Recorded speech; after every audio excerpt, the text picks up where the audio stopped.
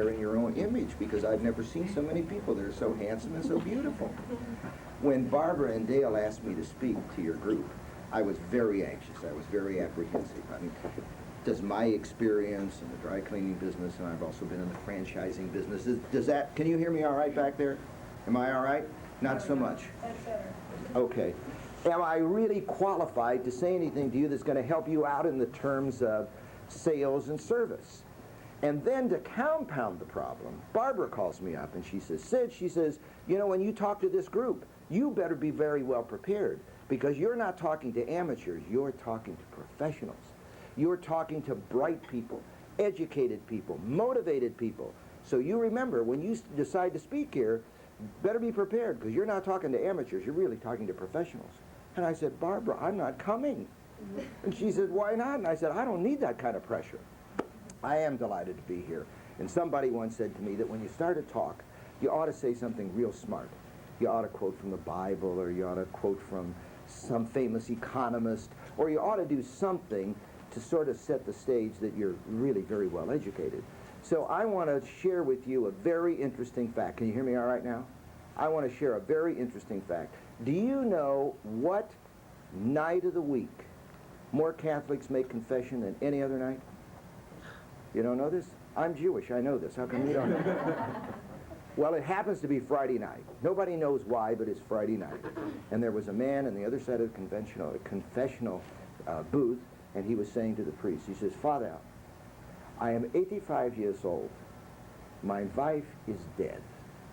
I have since been having a romantic liaison with a 24-year-old girl. Not once, 5 times in the last month, and I'm 85 years old. The priest couldn't understand what was going on. He comes out of the booth and he goes over there and he says, excuse me, sir. He says, what religion are you? And he says, I'm Jewish. What else? And he says, well, why are you telling me this? And he says, telling you, I'm telling everybody. Well, that's how I feel about what we're going to be talking about today. Today we're going to be talking about sales and service. How many of you here are in direct sales? How many of you are not in direct sales?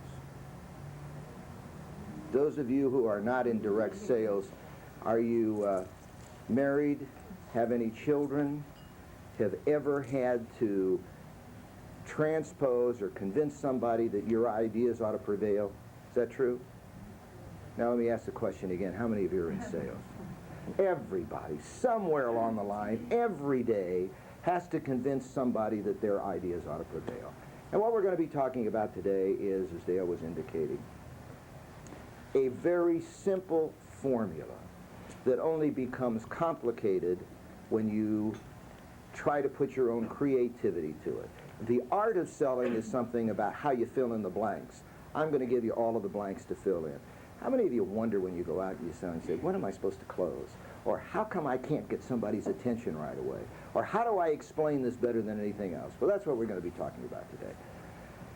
There are 2 characteristics that somebody once said to me. Oh, incidentally, I forgot to tell you, Dale advised me that he wants me to give away a lot of money. He says, I want to make available to everybody a little contest so that everybody here gets some money. Now, I'm going to ask you a series of 4 questions, all right? If you get the first one right, you get $1. If you answer the second one right, you get 20 bucks. If you answer the third one right, you get 50 bucks. And if you answer the last one right, you get $100. I mean, it's a first-class organization. I mean, you people are big spenders. I never realized that, so that's really wonderful. All right, now I'm going to ask you these questions, and you've got 60 seconds to answer them, so I need a very honest timekeeper. Anybody honest? You, are you kidding? With a face like that, honest? Will you take care of it? All right. Okay, you got 60 seconds, all right? You ready? For $1, who was Steve Alford's coach at Indiana University? Nobody knows? Bob Knight. Bob Knight. Ah, give her a hand. Very good. Okay, was that in 60 seconds? Okay.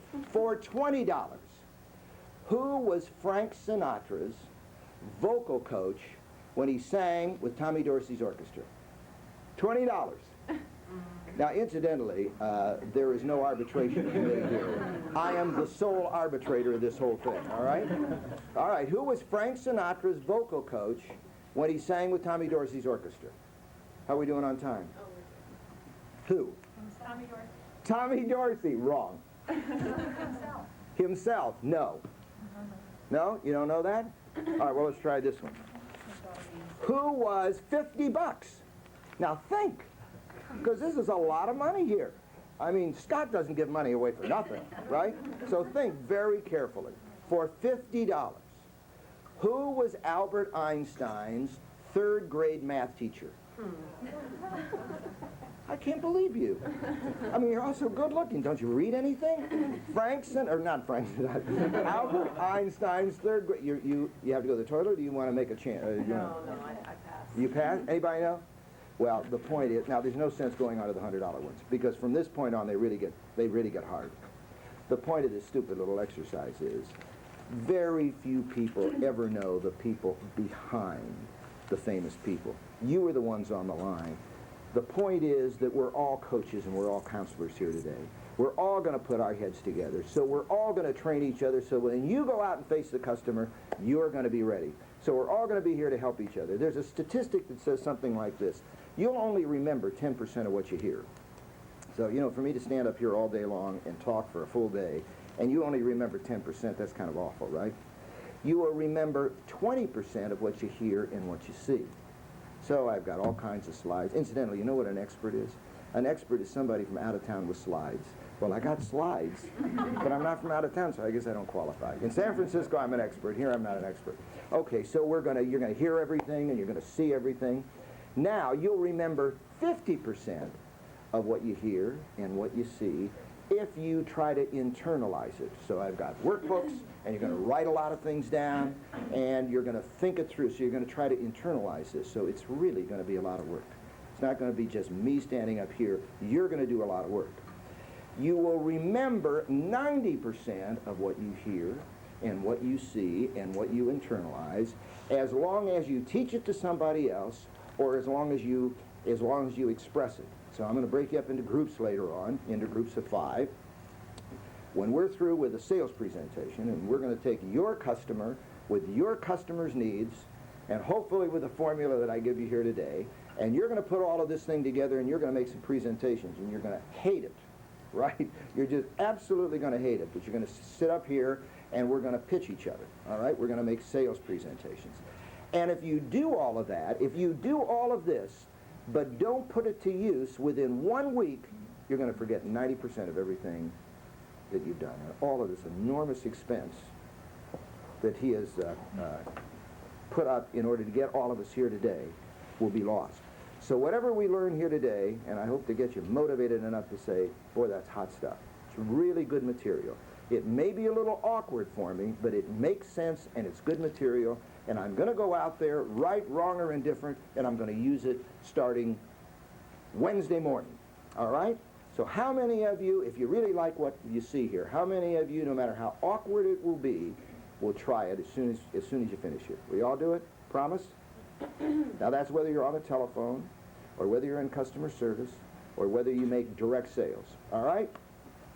There was a wonderful article that was in Harvard Business Review a couple of years ago that talked about the characteristics of a salesperson, all right? And he did it this way. He said, there are 2 characteristics that every salesperson has got to have. Number 1, a salesperson has got to have, and if I don't speak loud enough, will you just raise your hand?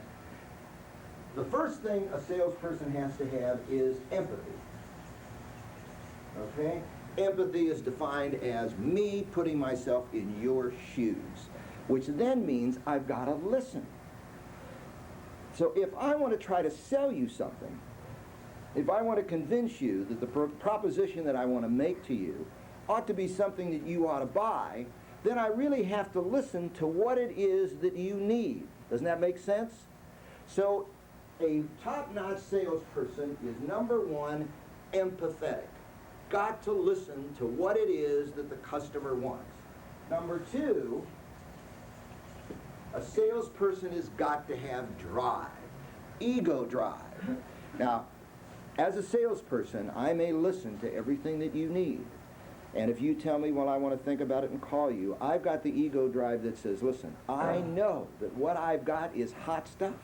I know that it serves your needs. I know that I can do it just as well or better than anybody else in town, and I'm going to go back over and over and over again until I prevail on that sale. Okay?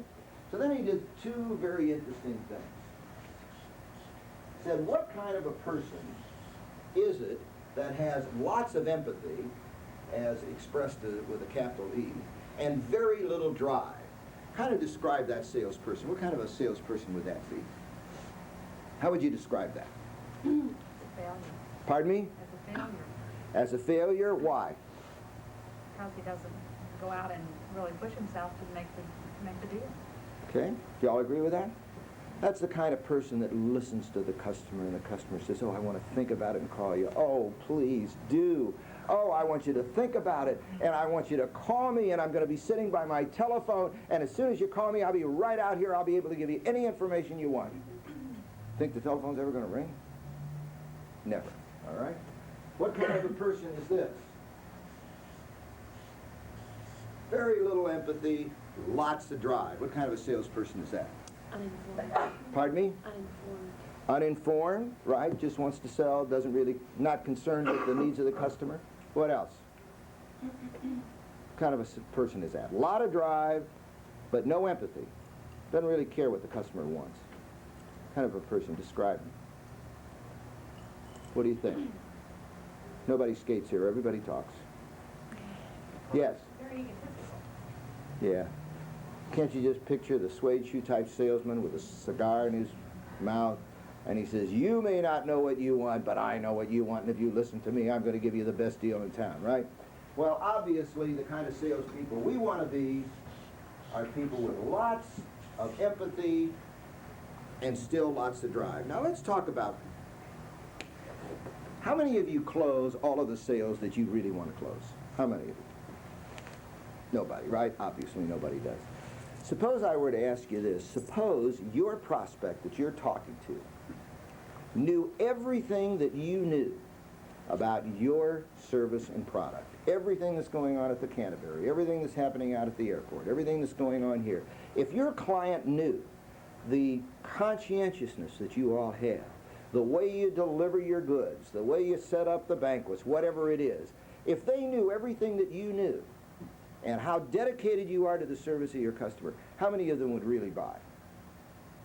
Nobody? Think about it. If they knew what you knew about what you have to offer, how many of them would buy? Think they would? Well, if they would buy, if they knew what you know, but yet you don't close all the sales that you close, then whose fault is it that they don't buy? Then is there a possibility that maybe you're not communicating as well as you ought to be communicating? What's the purpose of a business? If I were to ask you, what's the purpose of a business? What would you say? What's the purpose of a business? Purpose of a business? Of a business, yes. Yes, satisfaction at the maximum profit. Satisfaction at the maximum profit? You know, you're one of the first people that I've talked to. I've asked this question from Australia to the United Kingdom. And everybody says to make a buck, to make a profit. You're one of the first to have said what really is key to the purpose of a business, and that is maximizing service. People like Peter Drucker, and I mean, I've asked this question everywhere, and 98% of the people will say the purpose of a business is to make a profit. That's not so, say, management gurus like Peter Drucker or Ted Levitt, who is the marketing guru of Harvard University. They say that when you say the purpose of a business is to make a profit, that's like saying the purpose of life is to breathe. Breathing is not the purpose of life. You know, life has got to be something grander than that. Breathing is a necessity of life. You got to breathe or you die. But the purpose of life has got to be something grander. It's got to be waking up in the morning and, you know, loving what you're doing, or waking up in the morning and have somebody to enjoy life with, to raise children to become meaningful members of society. Well, it's the same thing in business. Making a profit isn't the purpose of the business. Making a profit is a necessity. You know, you just spent, what, $15 million or something to redo this hotel? All that's going to happen from this point on is going to get older and older and older. It's going to have to be remodeled again, right? You've got to make a profit to do that. But what's the purpose of a business? The purpose of a business is so stupidly simple, and you said it, and that is to attract and hold a customer and a client. That's all there is to it. You've got the purpose of the business is, from your viewpoint, is to get one of these customers. To get them, the hotel then has to hold them. The purpose of a salesperson, by the same token, is very simply this. A buyer has needs, a seller has an offer. To the degree that you communicate that, that's how you fulfill your purpose. It might be interesting for me to tell you how I happened to get into this business. Years ago, when there was such a thing as delivery sales, when you picked up and delivered clothes, I hired a guy who was supposed to be a consultant. And the guy was good. He was too good. I couldn't understand why he was so good. So I said, where did you learn all of this that you know about teaching us how to sell? Well, he took a course from a guy in Northwestern University. He was a professor at Northwestern. Well, I thought if that's where all of this information comes from, then I want to learn it. So I went to Northwestern University, and we started talking, and instead of me taking a course, we decided to start a selling school together. This was years ago. We went out on over 2,000 interviews with salespeople. We had a tape recorder attached to us, and we listened to what was going on in sales. And we learned something very interesting. I call this the Bill's curve. When we listened to these salespeople, and they sold right here, they always said the same thing in exactly the same order. Always. Whatever they said, when a sale was consummated, when the customer said, yes, I'll buy your goods or services, they always said the same thing. When sales were not consummated, the salesperson forgot to say here what he said here intuitively. So then we reasoned, well, if people always buy things in the same order, then doesn't it make sense that we ought to sell in that order? Make sense? So we call those things principles, and salespeople who sell within that framework will become not totally 100% successful, because you never close everything, but you sure level out the sales curve. Now, aren't you all dying to know what those steps are? Well, I'm not going to tell you. You're going to have to figure it out. If I tell you, you won't get it. But if I put you in the terms of a buyer and think about how you bought something, maybe you can create these steps for yourself. All right? How many of you at some point in your life have either made a buying decision to rent, to move from one apartment to another, or to move from an apartment to a house? Has everybody done that? Have you all made that buying decision at some point in your life? Okay. Will you think of the steps that you went through, of what you went through in order to do that, and we'll create those 4 steps. All right? What was the first thing that happened to you when you said, well, I don't want to live here anymore, I want to live someplace else? What happened? What did you do? What went into your mind? Yes? Started figuring out what I wanted in a new place. Well, why did you want a new place to begin with? I was tired of my old place. Okay, you were tired of your old place, and you said,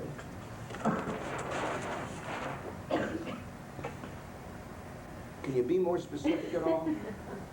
When you say I was tired of it. Now, I want to keep this thing very informal. I don't want to be like the guy who hasn't spoken to his wife in 20 years. Not that he doesn't like her, he just doesn't want to interrupt her. So, I want you to join in, all right? Okay. What do you mean you were tired? You had new needs. Right. Pardon me? You had new needs. Explain needs. I want to be just as specific as you possibly can. Talk about, not in general terms, but what happened to you? Why did you decide to move? Well, my particular case, the family grew. So you wanted something bigger. Right. So you woke up tired of old place. You looked around and you said, this place is getting crummy and it's not being repaired or whatever it was. I got to get out of here. All right? And you said, there's not enough room here. My place is too small. I need something bigger. So I got to get out of here. Same thing happened to all of you? Location. Pardon me? Location. So you said what? Location. This is the wrong side of town. I need to be down here. Why? Because I had a 45-minute commute. Ah, you're saying 45 minutes commute. I want a place closer. I need to be closer to work. I'm tired of driving 45 minutes. Anything else? Financial. What does that mean? Too expensive or tax write-offs. Or what? Or you need tax break for buying, Okay. or the place is too expensive, or needing to cut back on finances. Okay, so you're saying I'm spending too much money, I want to find something that's less expensive. Yeah. Okay? No, that's not me saying it all. Huh? He needs something more expensive. Oh, you want some, oh, you're working at the Hilton now. You're making all this money. I need something to show more status. Show the world that I'm really successful. So you want more status. Hell yeah. God, I don't blame you. Okay, this is big pockets money here. No. Okay. Anything else? Are these all the reasons? No. Different living environment, roommate situation, or they play music too loud next door or whatever. You just want Okay. a different space. Too much music, too loud, whatever. All right? The list can go on and on and on and on, right? So you're saying that your place is too small, I'm gonna move because my place is too big. You know, my kids are all grown, and what the hell do I need all those bedrooms for, right? So, and also for equity, but the list can go on and on and on and on and on. What are these things called? Excuses. Pardon me? Excuses. Reasons. Pardon me? Excuses. Well, it's not really an excuse if you're living in a place and you say it's just too damn small, and I got 12 kids and I got one bedroom, I think I need something bigger, right? They're all needs, right? Would you say that nothing starts until there's a need? Okay, so it starts. Well, let's say this happened to you. Now again, don't think in the abstract about what somebody else does. Think about what you did. So you woke up one day and you said, I'm tired of this place, I don't like it anymore, it doesn't express the status that I want the world to see. Somebody else said equity, I'm tired of all these rent receipts, I want some equity in a place, I can't stand all this goddamn music, I want to get out of here, it's too loud, I want something, I don't want to throw all this money away, I want something less expensive. Then what did you do? You needed your research. Now, tell me what you did. After you determined after you determined your needs, then you started to write down what you wanted. And what did you do then? Went to look for it. So you started to investigate, right? What did you investigate? What was it? I mean, that is true, isn't it? When you all said, I got to get out of here. I want something else. Didn't you then start looking for something? You called a realtor, you started looking around town. But what is it, now you got to think about this, what is it that you were looking for in terms of this list? What were you looking for? The good that would fulfill that need. Satisfaction. Pardon me? Who said that? Who said- Satisfaction. Yeah. You are looking for all kinds of alternatives that will satisfy this need, right? Isn't that what people do with you? They have a need for a banquet or whatever it is, and they start calling every hotel in town, and all the salesmen come over. What are they asking all those salespeople? What are they looking for? What are they looking for? Your customers, your prospects, what are they looking for? You're satisfied. Satisfy what? Their needs, which then means you better know what their needs are. And for everybody in this room, the needs could be different. For every prospect that you talk to, the needs can be different. Isn't that true? All right, now let's say you've now gone out and you've looked at all the apartments in town, or you've called the realtors and you're looking for a new house or whatever it is, and now you've narrowed it down to the one house that absolutely fits your need. Not 100%, not perfect, because we don't live in a perfect world. But this one house that you found, the price is right, you've been able to get financing, there's a way for you to buy it, and it satisfies your needs just as well as anything there is around, and you're now getting excited. Now what did you do? What'd you do? Pardon me? Negotiated. Okay, now you've negotiated the price. You got the best price you can. Done. Go to the club. So now you're saying you're ready to purchase. I think there's one more step. Not everybody does. Everybody goes through these 3 steps. All right, not everybody does that. But most people do one more step. What could that possibly be? Think about what you did. Yes. I think you really check the financial status and go over a whole budget and see. That's in as far as you're concerned, whether you can really afford it. Right. Well, let's assume that's done in the investigation step. And let's just say, can we really afford this house? Can we really afford this? And you look at all of this and you say, yeah, we can do it. We're within the guidelines that the government or the Office of Budget says, I'm not going to spend any more than 25% for this. Yeah, oh, I'm so close. God, I'd love to have that house. But in many cases, there's something that keeps you. Haven't you gone to a client and you think, oh, they're ready to go, but there's something that prevents them from doing it? Is there anything better out there? Well, let's say you did that in the investigation step. And that's what puts you so close to this one. Is there anything better out there? Am I making a mistake? I made so many mistakes. People have lied to me so many times. Is this really the right decision? I might ask someone that has been here before, or that, That's it. come look at the house, give me their opinion. You want proof that what? You want proof that... Go ahead, Barbara. I'm gonna make the right decision. That's exactly right. Isn't that what testimonials and advertising is all about? I mean, do you really care that Joe DiMaggio drinks coffee out of Mr. Coffee? A lot of people do. When you look at all those coffee machines out there and you wonder which one should I buy, and you think, well, Joe DiMaggio likes Mr. Coffee. I mean, who is more solid in this world than Joe DiMaggio? Well, it's good enough for him, it's good enough for me.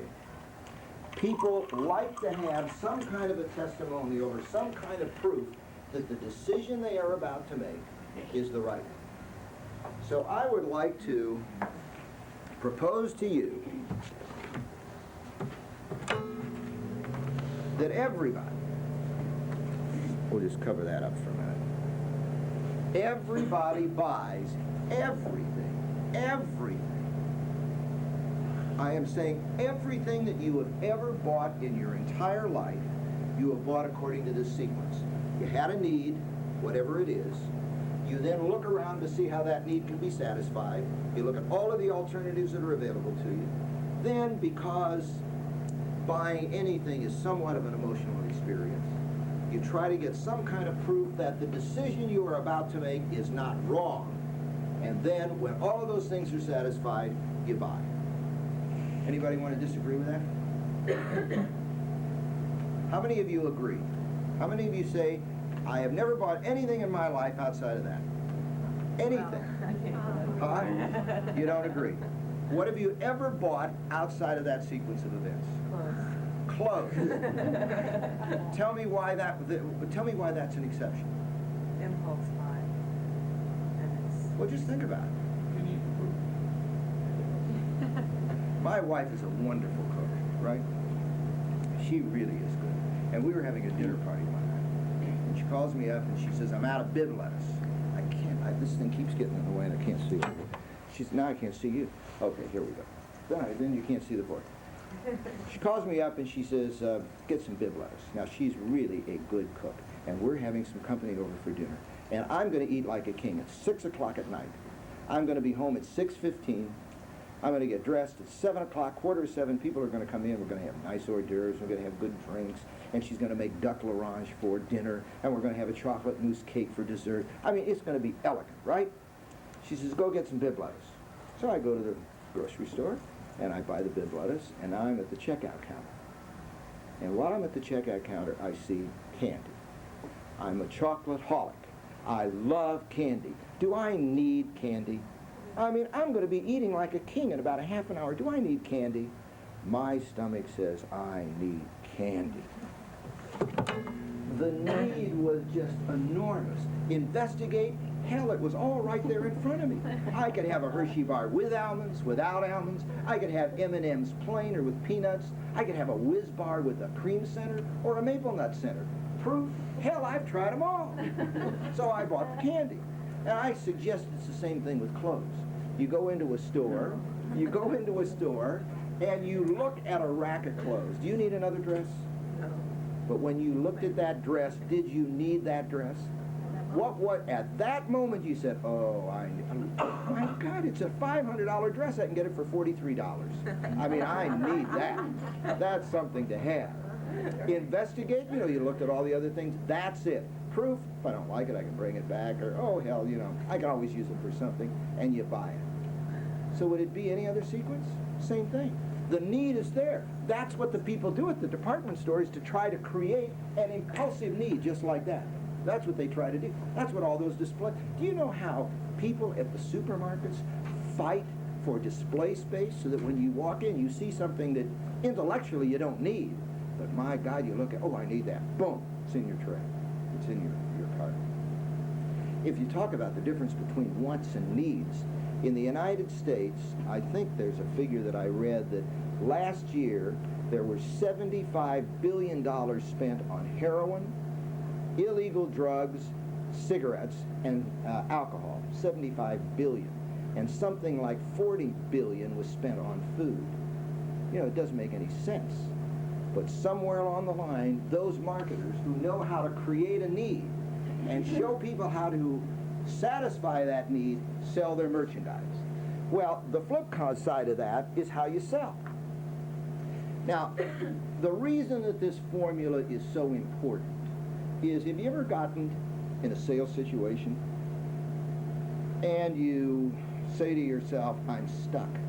I don't know why that person isn't buying, but the person isn't buying. Well, that's the reason for this formula.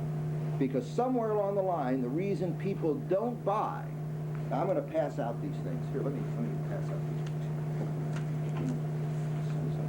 On that side. I don't think that's enough.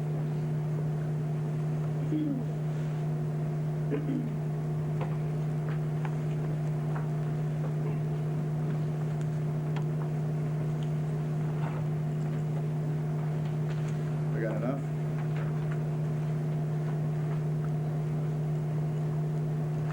Everybody got one? We're all set? Okay. If you will turn to page 4. No, page 6, all right? This describes this in more detail. But I want you to have a little assignment right now.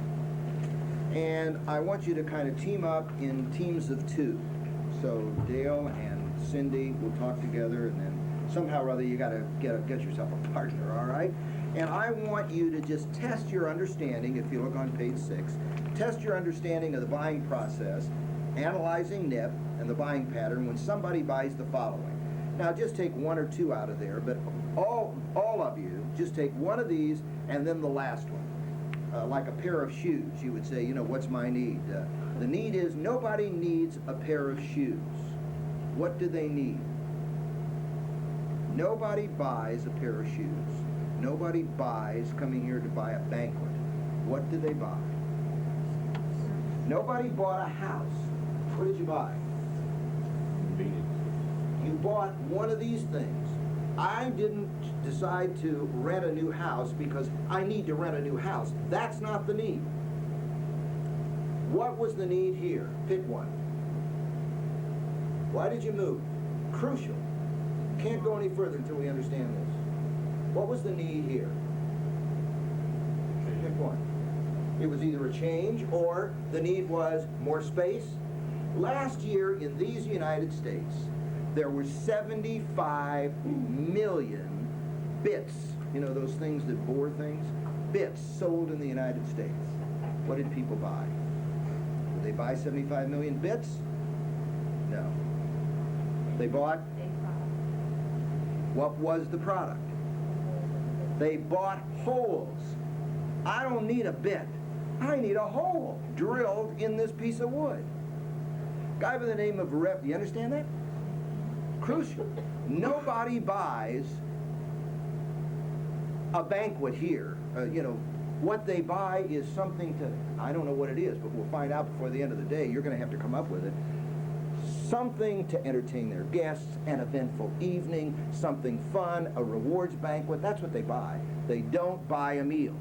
When I go out for dinner on Saturday night, come to your restaurant, do I buy a meal? What do I buy? What am I buying? Entertainment? What else? And those are the things that you need to know in order to sell, and they just got to come out like this. A gourmet's delight, an experience. I don't know what it is, but we're going to find out before the end of the day. Guy by the name, you have to identify the business that you're in. You have to identify the service that you're in. You have to know what it is that people buy, or you can't sell them. And sometimes they can't put it into words, but you have to put it in such words that their mouth is hungry for it. They're dying for it. The guy who did this brilliantly was a guy by the name of Charles Revson, who started the Revlon Company.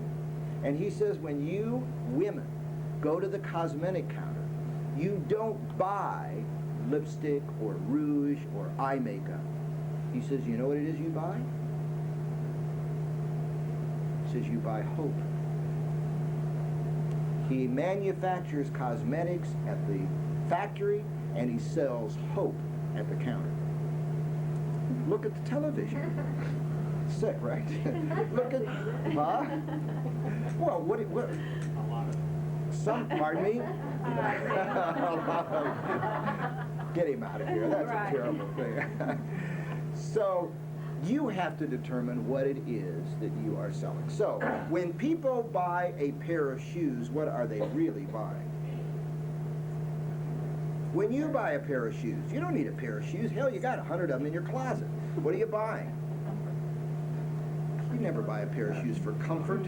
My wife doesn't. Yeah, you buy it because you need something to match a new outfit. Or, you got a pair of loafers, the loafers wore out, I want to replace what it is I've got. And you have to figure what that is. So in a color television, pick one of them. Now just team up. Then I'm going to ask you for feedback. And you determine through these 4 steps how people buy the things that might be on this list. And always come to the very last one. All right? No, I'm like, well, not ever. Let's have somebody do the pair of shoes. Somebody? A little volunteer? I am overwhelmed by the response. Michelle, do a pair of shoes. And thank you for volunteering. I You're appreciate welcome. that. Well, I need to go with my black outfit. Okay, that's the need. That's it. And then what'd you do? Investigation. I look to see the right color black, make sure it's not just a light black, and make sure the price is right. So, how did you do that? I turned it over and looked at the bottom. No, I mean, where did you go to get the black shoes? Oh, I went to Alice Savings. I went to the mall. Okay. Went to the mall and checked all the stores in the mall All right. and looked for quality and the right price. And if it makes my foot look fat, and which pair fits the best. Yes. And that's actually part of the proof, though, if it fits well. Well, that's the Yeah. investigation. Is it? Yeah. You want, because the investigation is the satisfaction of the need, right? It's got to fit, right? So I try on a bunch of shoes. That's the investigation. I mean, it's wonderful if it's the right color and the right style and the right price, but if it hurts, what good is it? So that's part of one of the specifications that you've got is that it's got to feel good, all right? So you got one that felt good and so forth, right? Now, the proof is I can afford it. Well, that's part of the Well, it goes with investigation. the outfit. Incidentally, what qualifies a buyer? There are 2 things. What qualifies a buyer? Who said the ability to pay? A buyer. 2 things. Number 1, it's got to have the ability to pay. You haven't got a buyer if they ain't got the cash to do it, right? Second. Well, that of course would be, yeah. It's got to have a need, but sometimes they don't have a need, so that's not one of mine that I use. They got to have the authority to buy. So many salespeople waste so much time talking to the wrong person. But one of the qualifications of being a buyer is you got to have the money. So if you're looking at a pair of shoes as a buyer that's out of your price range, I mean, what's the sense if you say I'm going to spend $50 for a pair of shoes to go to some French room salon and look at only shoes for $200? You know damn well you're not going to buy, right? So you got to be able to afford it. So, okay, that's still part of the investigation process. The reason I'm saying this is so that you know when you're talking to a customer where they are in the buying sequence, right? So, continue, Michelle. Well, so that if it fits well and goes with my outfit, it's portable, then that's all the investigation. Right. So Now, what's what my proof did you have? What proof do I have? How do you know you're not going to make a mistake? What if you make a mistake? Pardon me? What if you make a mistake? Well, then I'll take it back. Is that your proof? If I make a mistake, I can return it. All right? That's the money back guarantee. Or proof is if you're going to buy at Ayers, you know they're reliable, okay, whereas some new place that opened up as in a kiosk in the mall may not be. Okay, somebody else. Another volunteer. Color television, yes, or whatever. Pick one. Ours is a product or service, Okay, your product or service, great. As a buyer. and we're selling, I was the buyer, she was selling to me, and she is selling room accommodations. Okay, so you are at the buyer. What's your need? We have accommodation, A little louder, and please. to have the need would be to have accommodation. Are you talking about the buyers? The buyer, right. Okay. My need was to have overnight accommodations. Okay, you need overnight accommodations. We're talking about just the buyer, not the seller now. Okay? So you need overnight accommodations, Right. okay? Right. Where you So gonna that was look? my need. To investigate it, it was I need to find out what the rate was, the service, the size. So she sold me on the rate, the size. Of course, the size of the room that I needed would be depending on whether or not I needed a desk or if I needed a suite or whatever. So we agreed on the rate, agreed on the size of the room. The proof, in my opinion, would have been over the phone, speaking with her on the phone would have been her confidence in selling it to me, her sincerity, her knowledge of the property, in my opinion, and maybe what else she could tell me as far as any return guests or percentage of return guests and how much they liked our property and our rooms. The purchase would have been my buying it, going for it. Do you think that proof was good enough for her? Is that good enough for your customers? If I were to buy a room, am I buying a block of rooms or something? No, one room. You're buying one room for you. Okay. Is that good enough for the proof? Do you think that proof is really good enough for you just by getting on the phone and calling somebody? You're saying no. No, What do you think is the proof? I want to see it. Well, let's say you're out of town, you're in Indianapolis, and you're booking a room in San Francisco. You could ask for references. Who's been there before? Who can I talk to? And actually tell me that they had a good experience. Remember preferred hotels Company worldwide. Company name. You listening to all of this now? See, I really don't want to make this. You mind if I take off my jacket? Now that y'all know I have a suit. I don't want to make this not realistic. And, you know, I hate to say this because now nobody else will volunteer, but that isn't realistic. You don't sit in Indianapolis and call one person in San Francisco about a room, and if they're really, if it's important that the clerk is convincing and gives you a sense of confidence, but I think you need something else, don't you? Nancy Reagan stayed there. That's proof. If the clerk said, what proof did you have? Well, hell, if it's good enough for Nancy Reagan, it's good enough for me. Or, you know, it's the Hilton chain. Well, you know, they stand behind their thing. Or if, what's some other proof that you might have wanted? The highest $10 more. Pardon me? The highest $10 more.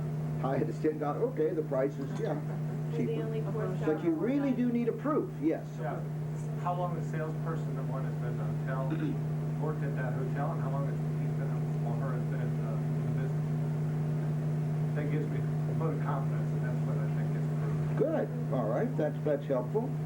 Or suppose the salesperson would have said, and when you come here, would you please ask for me, because I'd like to meet you? I mean, I don't know whether that's right or not, but it'd be kind of a nice touch, wouldn't it? One of the things we're going to talk about later on is customer satisfaction. And I think we do such a terrible job. I mean, all of a sudden, from having a local dry cleaning business, I travel a lot. And I've just never seen such rotten service. The rule is rotten service, not good service, just rotten service. I did a seminar Saturday at one of your competitors, right? I mean, not for them, but that happened to be there. I sat in the bar. No, I wanted to get a drink. Bar is full. The bar is here, and then there's a little, like an imaginary red line. All of these tables didn't have any tablecloths on. These tables over here had tablecloths. Well, I'm getting to be very brash in my old age. I figured, bullshit. Yeah, I don't have to take that stuff, all right? So all of these are full, and I want to sit down and have a drink. And I figured, I can scream at somebody over here and say, bring me a drink. So I sit at the tablecloth. This woman comes over, and she gives me a menu, and I say, I just want a drink. She's supposed to have a drink over there. I mean, I'm a customer. Do I get any consideration? Get your ass over there. No, I'm over here. There's no room over there.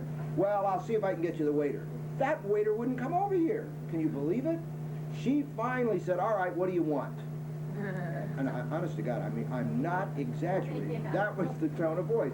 I mean, doesn't that happen to you all the time? So if somebody, like you were describing, would have said, and when you come... What hotel that was? Yeah. Pardon me? What? Oh, I'm telling you, this is honest to God truth. And, I don't care anymore. I figure it's my money, and I want the drink, and I will persevere, and I'm not going to... But this waitress was mad. She was mad that I had the nerve to sit across that red line in her place that had a white tablecloth. Well, that's not the way life's supposed to be. I mean, we're supposed to be very thankful that a customer comes in on his or her terms. So, the only reason I mentioned that, if somebody would have said to you, and when you come in, call me. I'd love to meet you. Wouldn't that be a touch? Has that ever happened? Never happened to me in my life.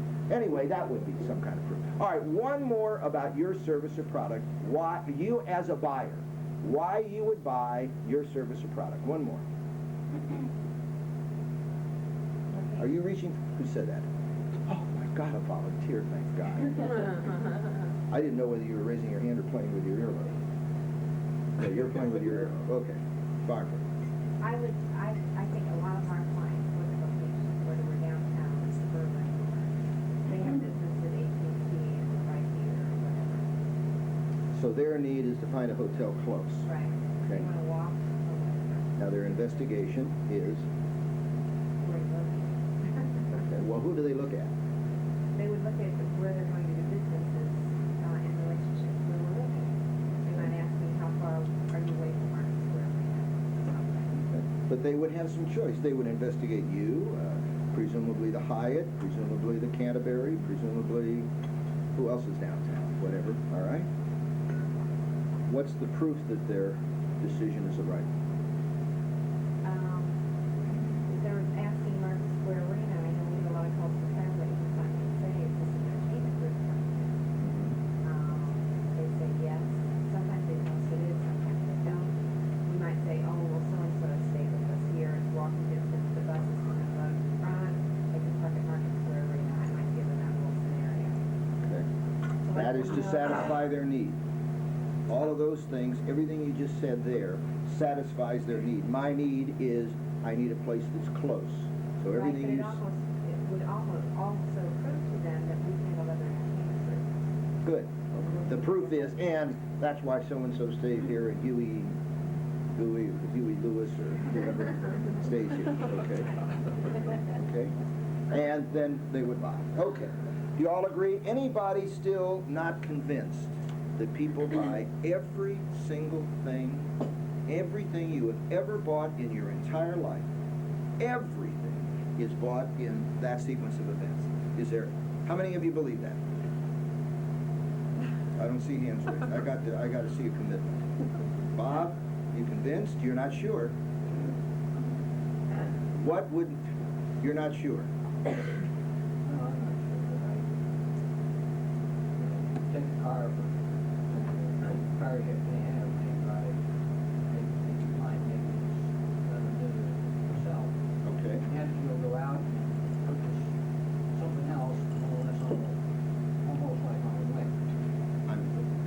perfect example. Why would you do it? What's the need? I got a car. Desire, Call it desire, call it want, call it need. Change the word. Change this to want, need, whim. Call it anything you want. What was it that would precipitate somebody who's got a perfectly good 1987 car with 10,000 miles that is in fine condition, hasn't got a dent in it at all, to go out and buy a brand new Mercedes? What's the need? Yes. Would that answer your question? What is it? Then why would he do it? He or she do it? I say a he because a woman would have more sense. But why would he do it? Why would anybody decide to buy a car when he doesn't really intellectually need one? Why? Some people buy just to buy. They haven't understand Sure, it's status. It's something. It's I'm tired of the old.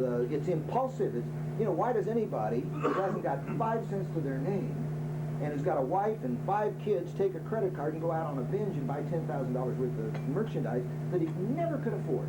Why do they do it? They want variety. There's a compulsive need of something. I don't know. I'm not going to explain what the need is, but I'm saying that starts the buying urge. I still haven't convinced you, though, have I? Have I convinced the rest of you? Haven't convinced you, though, have I? In that situation, you might not even know there's need until you see the product. You see the price, you go through your mind, why do I need this? You don't. You see the car, you see the price. Just, and you just buy it impulsively. It's really the same thing as with, buying the clothes, because I don't actually need the clothes, but there's something, there's a split-second need, Do you know that there are people, you think about an impulsive sale as a necktie, a pair of shoes, something that doesn't require a lot of money. Do you know how many people at the beginning of the inception of the computer business went broke because they bought a computer for $250,000, $500,000, $100,000 for their company? They had no idea how the need or how this product would satisfy their need. No idea at all. But it's status. I want to be the first with a computer. My God, at a cocktail party, I could tell everybody, I've got a computer for my cleaning. I know a guy that had a cleaners in Chicago. Bought a computer in order to get a customer list and went broke about 6 months later because he couldn't afford it. So did he go right from the need to the purchase? Did he investigate and prove? Oh, he found the investor. Oh, that's a wonderful thing. He thought it satisfied his need. The proof was he bought it from IBM. My God, look, they're at the forefront of everything, and he bought it. It was a big mistake. A lot of us buy a lot of things mistakenly, but we buy it. This is the sequence. And if you think about it, maybe scratch that. Have I got believers out of at least 99% of you? Okay. Selling now is the flip side. All right? The point is, when you go in to sell somebody, when you go in, name an imaginary customer. Name a customer. Eli Lilly, right? And you want to get them to block in a bunch of rooms for you. You don't really know what their need is, do you? You know that they've got people coming in, but what's their real need? All right? If you called me up and said, I want to buy a house, show me some houses, how do I know what you're interested in? How do I know what your need is? Well, in order to ascertain what the need is, good salespeople have to probe so that they can put themselves in the buyer's shoes, so that when I go see Eli, I got a great hotel. I got 3 of them. I got Canterbury, I got Hilton, I got them here, I got them downtown, I got them out at the airport. Tell me what you need, all right? And we're going to talk about various techniques. But the big mistake is selling out of order. So the first thing you have to do is to probe to find out what the need is. Can you all see this? Am I blocking this? Tell me if I'm blocking, all right? Then, after you find what the need is, the buyer says, now show me how you can satisfy my need. So now you have to explain your service. Now, a lot of people say, I have a hard time with closing. I really have a hard time with closing. Well, I want to, as we go through this, try to convince you that you start closing right here. Right at the probe and right at the explanation. This is where you start closing, so that if you get affirmation of all of these steps when it comes to signing the order or whatever it is that you do, then it's easy. So closing becomes easy. So we're going to probe to find out what the need is. We're going to explain to our prospect how we can satisfy that whole list of needs better than anybody else. We're then going to prove them so that when you decide to come, while you're thinking about who it is you want to go with, okay, I'm going to prove to you that the decision has got to be the Hilton or the Canterbury, because we can satisfy your needs better than anybody else. And then because nobody says, oh, great, give it to me, because you have to ask for the order in some way. We're going to go through 3 or 4 or 5 different kinds of closes, depending on how much time we've got, all right? So that's the flip side. Any question about that? Okay, so you can internalize that. Will you then turn to page 7, all right? Now, one of you be the customer and one of you be the salesperson, and go through this same list, and you try to find out. You're now, if you're selling a pair of shoes, you are a clerk in a shoe store, and your partner has just come in, and you would say, hi, can I help you? What kind of shoes would you be interested in today? Or whatever. What are you going to say? You're going to try to probe for needs, say something to, and I'm going to fill in all these blanks. What would you say to kind of satisfy that need? How are you going to prove it? And then ask for the order. All right? So will you just take a few minutes and do that? We'll just spend 5 or 10 minutes on it. Take any one of them. Just take one, and then make sure you take your own.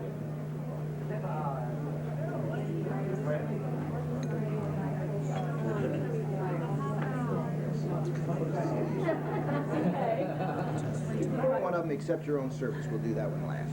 Just one about. You did it. You're stretching. No, it was. Oh, I'm so glad. All right. Now, which one do you want to take?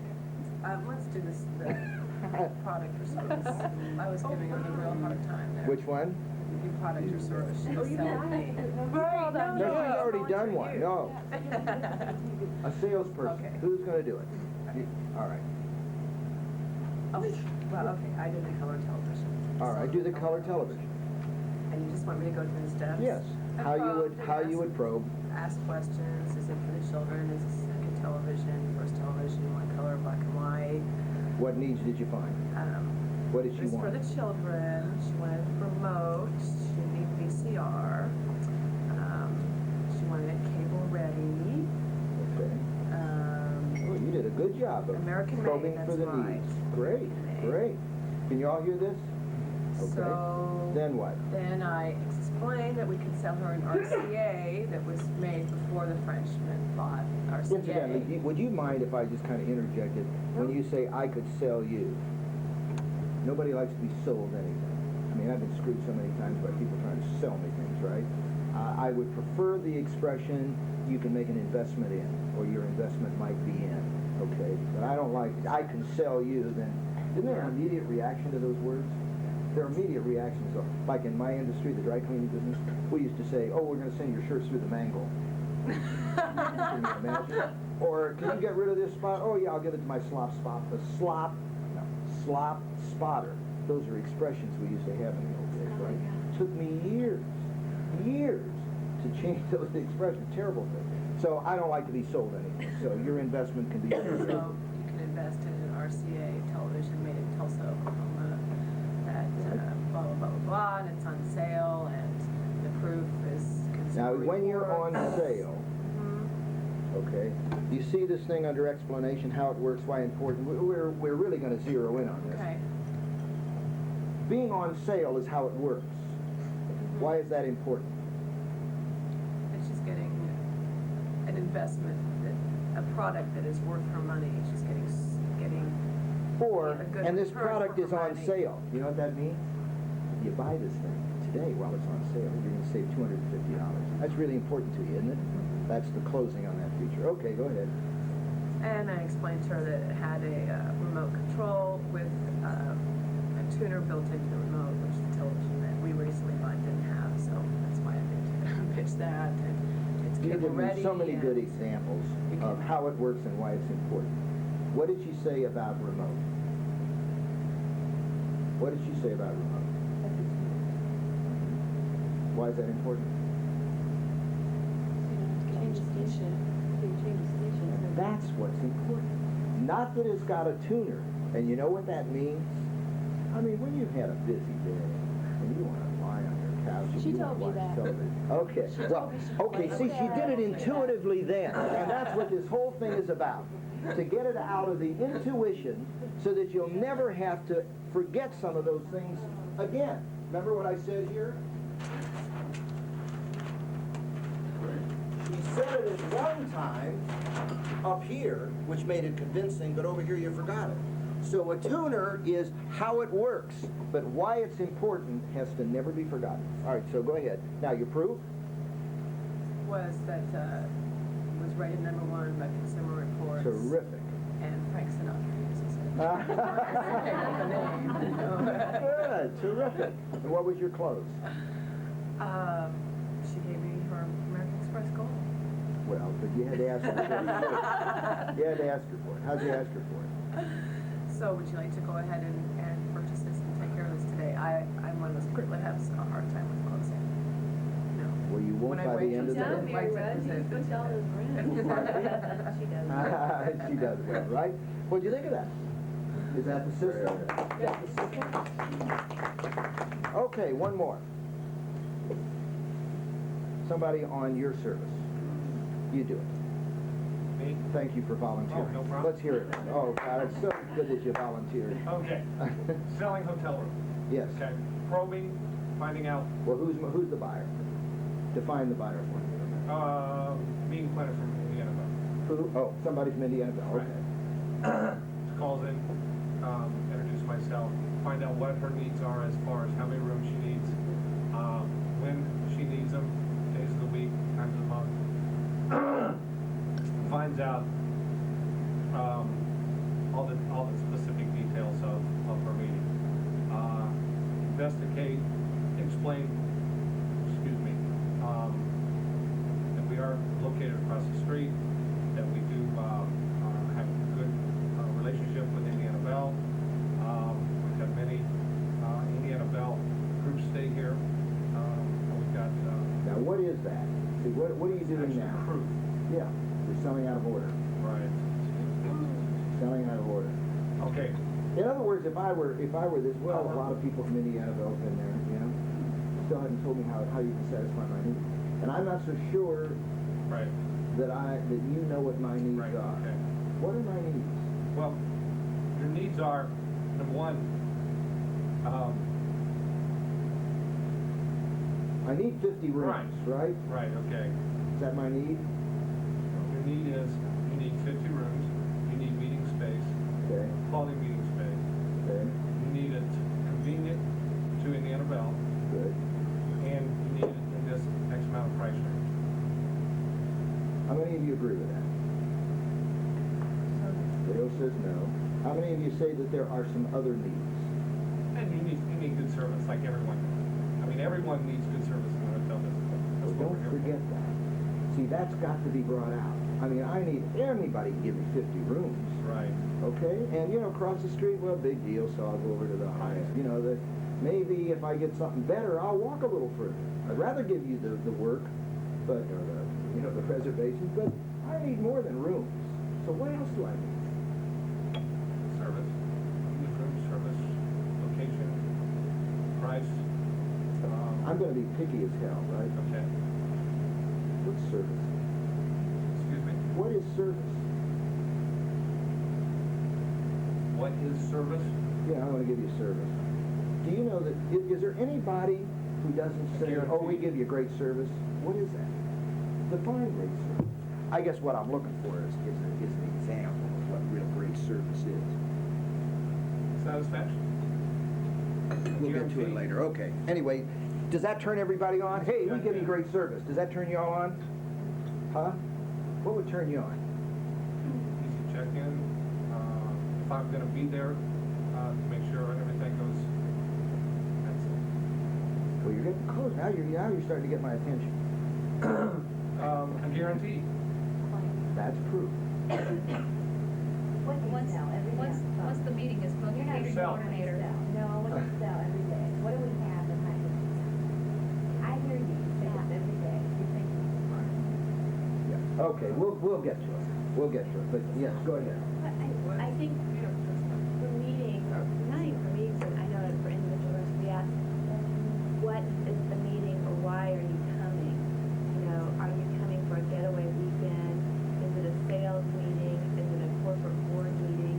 Because the needs are different for each Great. particular meeting.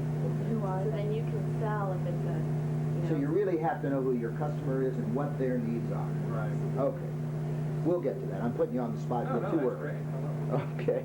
All right. What's your proof? Okay, my proof is, What are you, some kind of masochist or something? my proof is, number one, we are a Hilton. Number two, guarantee our service. Number three, Scott's our general manager. Number four, I'll be there during your meeting. Terrific. Good. And then the close is, why would you want to go anywhere else? Then how do you ask for the order? Right. What would you That's say? what, if we can meet all your needs and prove to you, we can bring your meeting here. Yes. We just have a contract there. Okay, good. All right. Okay. Here's a diagram of the sale. Somewhere along the line, we're going to be talking about. Pardon me? During my probe, I forgot to ask if she was a decision. Very good, right? Good. Do you usually do that? I should have to. Good. Okay. Somewhere along the line, we'll be getting in sooner. Pretty soon, we'll get into how you start the sale with preliminary pleasantries, how you get into a transition that gets you into the probe. If you get any objections to the probe, you want to answer it and get back to it. You don't want to go to the close until you really know what the needs are. Then you're going to come to the explanation. You get any objections, you want to answer them. Go on to the proof. You get objections, answer them, on to the close. If somewhere along the line you're finding out you can't close, you have to find out which one of these three steps has not been fulfilled. Because if you can't close, it's because one of these three things aren't done. Now, everybody sells like this. For example, here are some Addy ads from the Advertising Council of America. This is a couple of years back. And they all do the same thing. What is the headline? What's the purpose of that headline? To do what? Pardon? Get your attention. And how does it get your attention? It's got to answer one of your needs. So if I am not getting a good haircut, if this is the guy, if this is how I look, right? And I want to look like this, then they've got my attention. If I'm not interested in haircuts, if I'm perfectly happy, I'm not even going to look at the ad. But when the ad says a good haircut can do extraordinary things for your face, what they are doing in every headline is to precipitate a need, is to be able to find a need. Now, if I say, yeah, I am sick and tired of the way they butchered my hair, then I'm going to investigate by reading the body copy. Generally, sometimes there is proof, like in testimonial ads. There isn't any. Instead of a close, advertising people talk about a bid for action. Their bid for action is, so call us today. That's asking for the order, right? We all have to grow up sometime. Well, that's in this one. Called Dinky Town Hairstyles. So there it is, exactly the same order. If you remember those what was the bug? Volkswagen ads. It always showed a problem. Said, yeah, that's my problem, that's my need. The body copy showed how you answer the need, and there's the bid for action. What's the need here?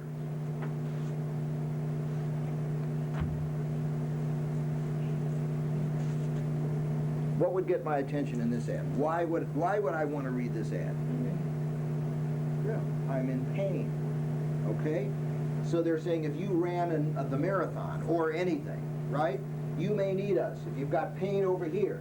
Yeah, I've got pain. How can I get rid of my pain? Then here's the investigation.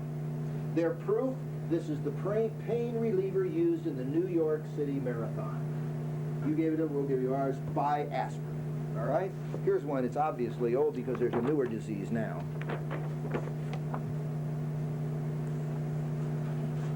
But that was the ad a couple of years ago. So if you want to, whatever it is, if you want to find out about this, then you want to tune into this television channel. All selling follows exactly the same pattern. Okay. Now, let's start working specifically on what it is that you have. All right? And incidentally, you can't sell out of order. It is just disastrous to sell out of order, or, you know, I've had people come into my office, all right? And Livio and Glass Company. This is a good company, big time, big sales force. Guy will come into my office, this happened to me, and he'd say, oh, Mr. Tuchman, let me tell you about the glasses we have. These glasses are absolutely fantastic. Look at this glass. It's all decorated, it's beautiful. I know your customers would love it. What's wrong? Huh? Pardon me? You didn't ask if you needed or what you needed. Had no idea. He's going for a close, right? On something I don't even need. Do I need glasses? What do I need? I run 30 stores. What do I need? Huh? Pardon me?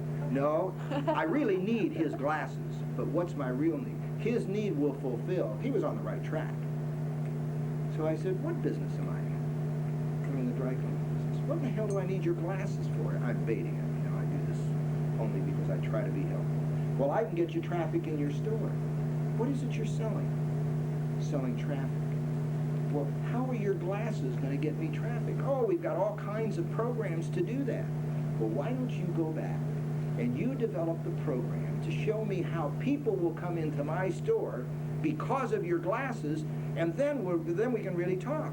Oh, that's a great idea. Well, this was back in 1982. Have you seen this guy? I haven't seen him either. I mean, why people make a sales presentation and get somebody excited and not follow it through is beyond me. But I'm here to tell you it happens all the time, and I never, ever refuse to see a salesperson. I always feel that somebody out there's got something hot. And if they do, you know, I may not give them very much time, but I'll listen to everybody because I've had some fantastic ideas from people, all right? Somebody called me up from Negley Sign Company. I shouldn't say that. Called me up from a sign company. The Colts were coming to town, right? And incidentally, the thing that was wrong here by the seller, he didn't probe for my needs. Said, I got glasses and I want you to buy them. Went right to the close. All right? Bad.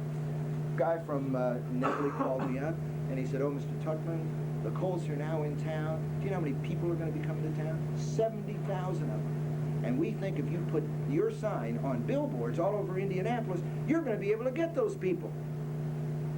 So I said to him, I said, you know, these people come here on Sunday. Are you aware that we're not open on Sunday? And he says, oh. Well, he says, maybe when they come, a lot of people are going to stay over, and they're going to be at the Hilton, they're going to be here, they're going to be everywhere. They're going to need cleaning, because they might get their clothes dirty when they're at the football game. And then they'll know where to go. And I said, when was the last time you ever went to a hotel and then start looking all over town for a cleaner? Usually every hotel has a valet service. Well, you've got to really research your person and find out what it is that they want to buy. And if it's reasonable, then you've got to prepare a sales presentation. So, let's now, why don't you tell me who a buyer is, and then we're all going to sell to that one buyer, to use that as an example. Someone on a honeymoon. You're going to sell somebody on a honeymoon. Okay. Wedding them. Okay, so is that, what I'd like to take is the thing that you sell most of, your biggest target market. Who's your biggest target market? Pardon me? Corporate. I mean, if we all walked out of here with a better sales presentation for corporate, would that be worthwhile? All right? Okay, so our customer is corporate. Corporate client. Name somebody. Let's just be specific. Somebody that you'd like to sell. Name somebody. Bearing or Manheim. Pardon me? Bearing or Manheim. Okay. Corporate client. Or Allison Gester. Allison Gester. Pardon me? Allison Gester. All right, so let's say Allison. Because that's shorter than that other name you mentioned. All right. Okay, that's our client. All right? Now, if you'll look on page 16, okay?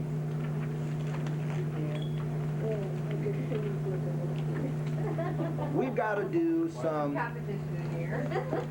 We've got to do some thinking now. We are going to make a presentation to Allison, right? So let's skip down where it says name of prospect, all right? What type of business are they in? What type of business is Allison? whatever it is. Turbines. Pardon me? Turbines. Turbine, okay, it's turbine. What's the objective of our call? What do we want to do there? First thing should be find out their needs. Well, no, before you go there, Oh, what is it that you, we're gonna get to that, but if you make a call there, what do you, what's the purpose of the call? I mean, what's the ultimate objective you want to achieve? Isn't this awful? It's okay. The ultimate objective of that call. to acquire them as your client. Open up guest Okay. rooms. Utilize you, the only hotel.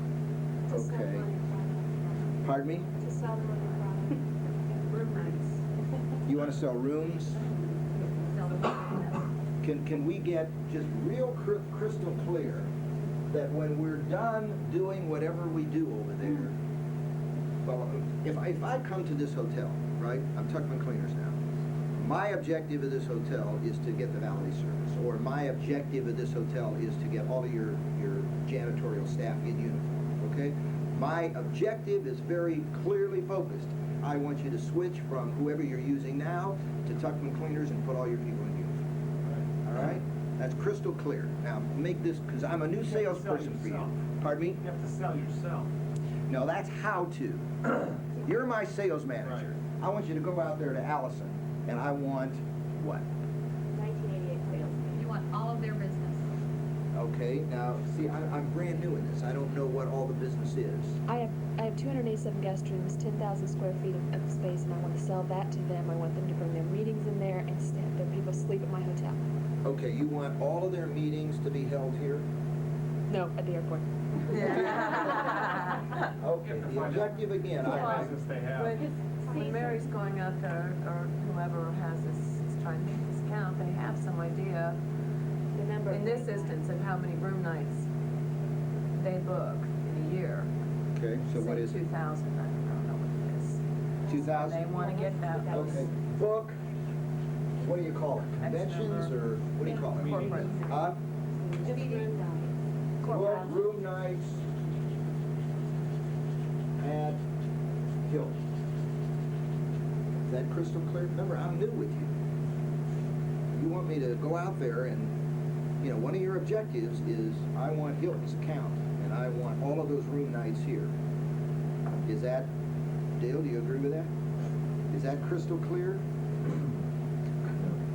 Okay, well, what do you want? Most of, like an account like Allison, signed a contract with them. They sign a okay, now you're So getting... you might go out there with the intent to get them to sign on with Hilton for their 1988 room night business, which means you would be going after that contract.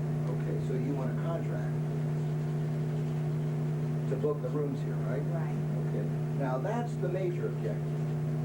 Suppose I can't get that, what's my fallback position? Suppose I can't get that. I mean, remember now, we're talking about what we want. That doesn't mean we're gonna get it, but isn't it nice to go out there with an objective and be so clearly focused as to what you want? And I'm saying that not only for Allison, but it is for honeymoon business. You know, what's our objective for the honeymoon? Book, what would be the objective, just to digress for a minute? If you were booking a honeymoon, what would you want to book? The wedding night, rehearsal dinner, reception, Sunday brunch. I mean, you'd have a whole litany of things, right? Doesn't mean you're going to get it. But isn't it nice to be so clearly focused that for every one of the product lines you've got, for every service line, whatever you call it, you know exactly, and it's already written down on a piece of paper, these are the things we want. For rehearsal people, you got this. For corporate people, you got that. All right, what's my fallback position? You can't get all of it, at least part of it. You can't get a contract. Give me the very minimum. Very minimum. What would it be? 75%. How about, would a minimum That would be, be the suppose they say, well, I've been using High for years. I don't want to change. What's minimum? You give us one meeting that you're going to be doing. One meeting. nights for that. How about one meeting?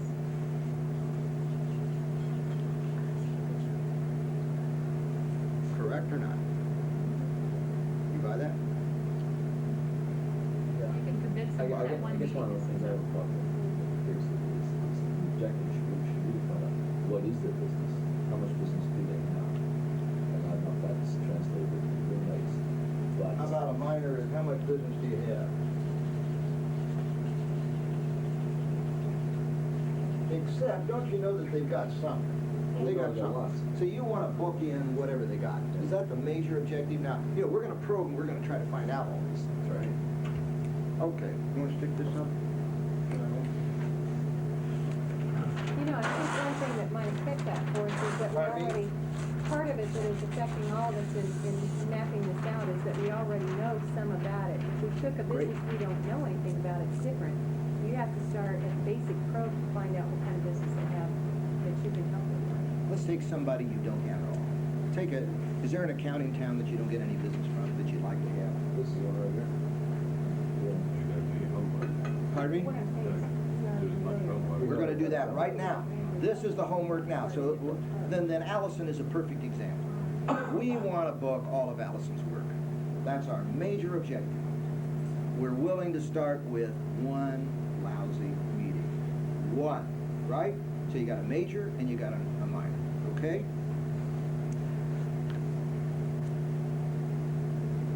Remember, none of us did, what are the needs? Why? Why should they switch from whoever they're doing business with now to you?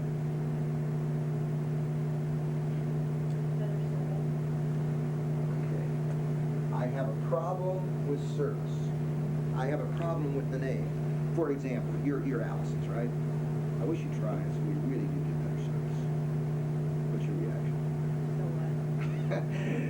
Tell me what service is. What? When we have time to do later on today we'll try to define, if I were doing a customer satisfaction workshop, one of the things that we try to clarify is what is quality and what is service. Everybody talks about quality and service, but you need to be,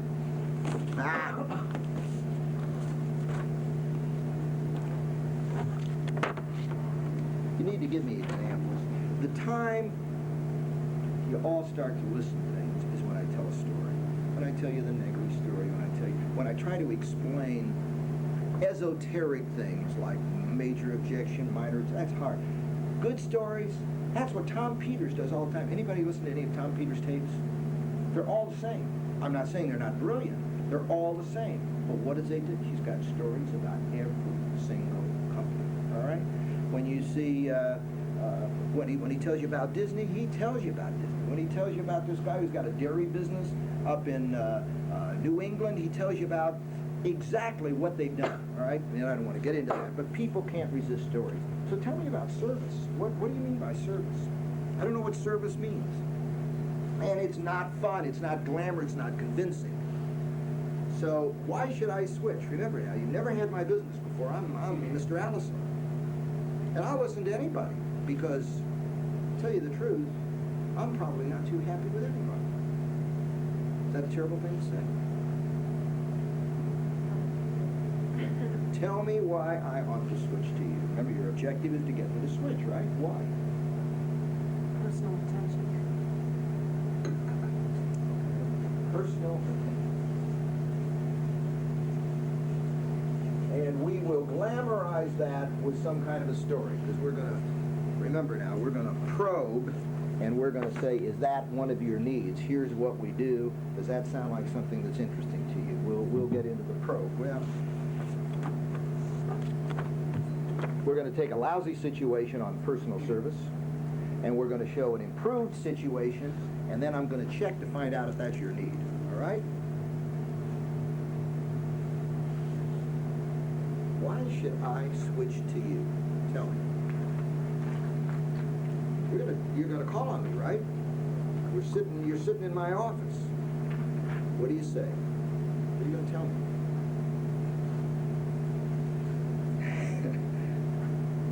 When you start telling, you have to find out what's important. Okay. So ask me, what do I want? Well, I want a good hotel. I want somebody who's gonna give me good service and good, good quality. What do you consider the service and quality most important to you? See that my people are taken care of. What do you mean by taking care of? I just want to make sure that they're satisfied. I don't want any loose ends. I want them to walk out of that place saying, what a wonderful weekend I had. What do they need? Do they need 24-hour service? Do they need concierge stay? That kind of service? Do you just need basic? What are you, some kind of Nazi? Yeah, we need all of that.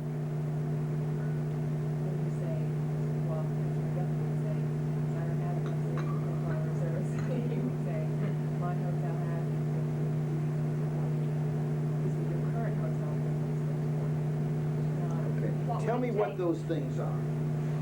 Give me a whole list of them. Give me a list of why I should use you and what your competitive edge is. Location. Location. Good, okay. Transportation. Transportation, okay, what else? Free parking. Free parking. Why is everybody snickering? What did I miss? Because we have free parking. Negotiable. Oh, okay. Valet parking. Valet.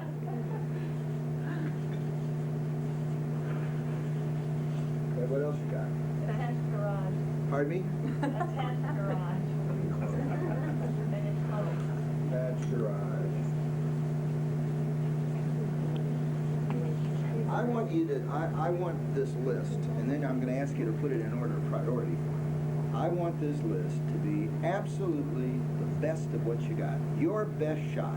The things that you've got that will convince me to switch from wherever I am doing business with to you. Yes? Breakfast and cocktails. Okay, tell me about breakfast and cocktails. What is that? Complimentary buffet breakfast each day. And 2 hours of full service cocktails included. Okay, this is 2 hours, or full breakfast? Yes. 2 hours. I'm looking for your competitive edges. Multilingual staff.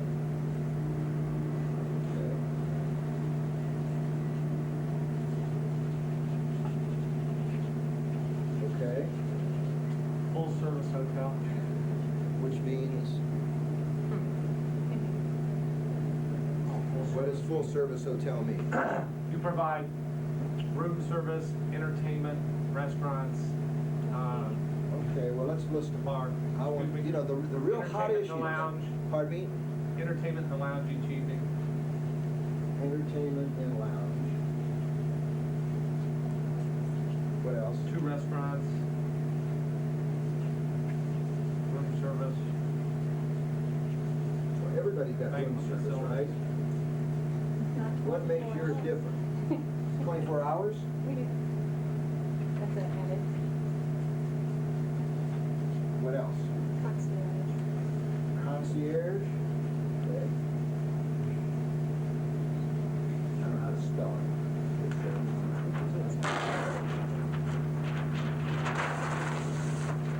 Wake up call. Where they can see it. Let's put that so.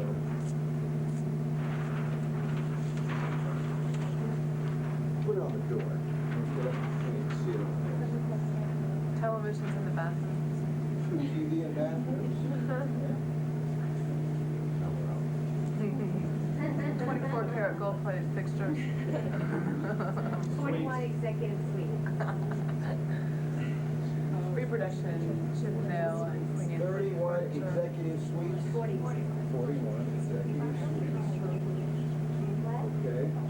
Keyed off, Pardon me? keyed off concierge floor. You can fill out. VIP floor. Oh, a VIP. Okay. There may be more. What's something most important was a quiet meeting room.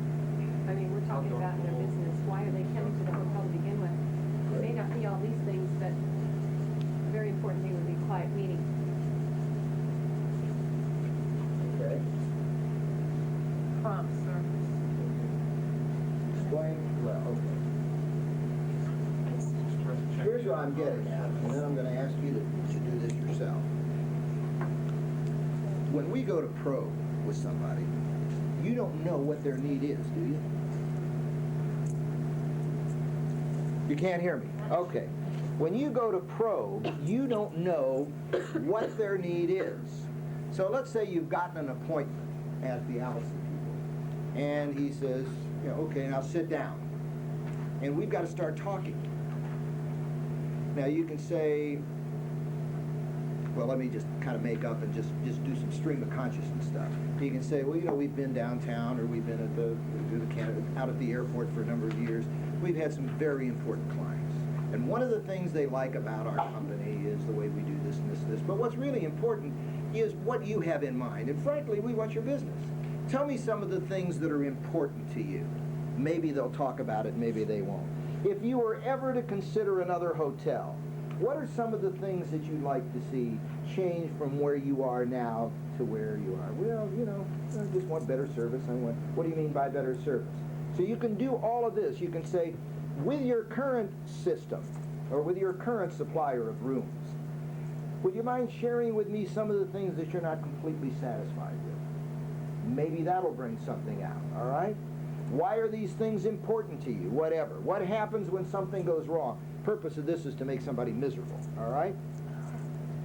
Suppose you're just heading up against a blank wall and you're just not getting anywhere, right? Now what do you do? What you do, it would seem to me, is to find the very best service that you've got. Give them a story and find out if that means anything. Now, of all of these things, if you had to pick the number one thing that you wanted to talk about and explain to your prospect, what's number one? At this specific place, every client is going to be different. You know, you're going to have this big list, and every client is different. Which is the one thing you want to do first? Remember now, we're talking to Allison's. What do you think's most important to them? You've got to make a decision. Yes? Parking. Okay. There's one that we didn't put up there that is one of our strong selling points, and that's our staff. So regardless of what area you're in the hotel, if it's front of the house or the dining room or wherever, the staff is very concerned. So overall, you're going to get a good service throughout the hotel, regardless of what aspect of the meeting it is. Okay. Now let's just take what you just did. All right? Would you say that's a very important consideration of staff? Huh? Okay. Let's get a lousy situation. Tell me a horror story. Tell me a horror story. Tell me a horror story. When I was sitting, Bob, tell us what happened when I was sitting fell on the ball. It's the best. Or a horror story that's of some other hotel, right? Well, that's a good horror story to talk about. Yeah, we had a meeting, one section of our ballroom with VIP client. And during the meeting, they'd just gone on break, I think it was. And we had a leak from our kitchen down to the ballroom, the water and the ceiling fell in. You know, and here they're in this nice meeting, and while they're taking a break, and right as they took the break, the whole ceiling falls in on water pouring out. Yeah. And not the most pleasant smell you'd ever had in your life. I mean, this is like unbelievable. So what we did at that time, which actually proved to the client that, hey, this hotel's on the ball, is we call it, as we say, all hands on deck. Everybody pitched in. We moved their meeting within a matter of minutes from downstairs up here in the back room. And the client couldn't believe that the people at their meeting that we could put together something that quickly to satisfy them. Okay. But Pardon me? That's good service. Okay. Now we're probing. We've gone through this, and you're up against a blank wall. All right? You've tried this, you've said, you know, if you were to use another hotel, what are some of the things that you've never been satisfied with? If you were to use a new hotel, what are some of the things you want that would convince you to switch? All right? What are some of the problems? This is my problem. If I were to say to you, what are some of the things that you're not really satisfied with that you'd like to see changed? One thing is they might say they need windows in the living room. You need windows. Why is that important to you? Daylight instead of artificial light. So you're not getting that now, right? Okay. When you don't get daylight, what effect does that have on your meeting? The attitudes for people that we're trying to teach something to aren't as good as if we had true light. Now, you've got daylight, right? So if you were to provide you a room where you get daylight, it would improve the ability of your people to absorb whatever it is that you want them to absorb. Right? That would be important to you? Well, let me write that down because I think I've got something that you're going to love. All right. Now let's take yours. All right. Poor situation, right, compared with a great situation, and then I want to find out if that means anything to you. Remember I said you close from the very beginning?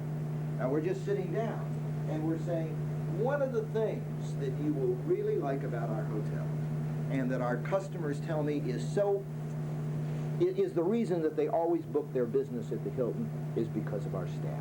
I'm sure everybody says that, but I'd like to share with you a little story that's happened at our hotel. We had a meeting of Eli Lilly people, and if you can use the name, use a name. And I mean to tell you, these weren't the detail men who were out. I want to tell you, these were the vice presidents from all over the country. We went all out. I mean, we had the table set up. We had daylight. We had almost one person for every guest that was there, because we wanted to make sure that the expense that they had, I'm stuttering a little because I think these things ought to all be scripted, right? So I'm stuttering now as I'm thinking. But I mean, we had everything so that it was perfect for them. We did not know that our ceiling was going to fall apart. And the ceiling fell apart. I mean, it was degrading. It was humiliating to us. Water came down.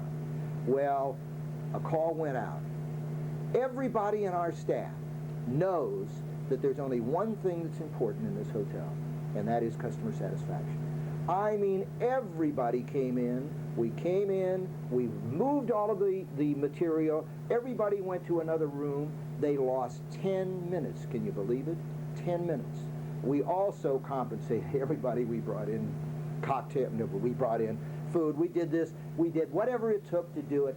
They said they had never been so satisfied or so smothered with service in their life as the attention they got at the Hilton Hotel in terms of a crisis. Always a question. If we were able to provide service like that, now remember, we're not going for a close. We're not going for this. We want to close on the pros, right? So if we were able to give you that kind of service, so that when your people walked out of here, they'll say, I never saw anything like it. I mean, those people went overboard more than anybody I've ever seen. Would you give us a chance, at least look at a possibility of booking one of your meetings in here? Would you at least think about it? What do you think, Michelle? Would you? Elaine? Would you? Would you? Okay, you see what I've done? Yes. One thing I see the problem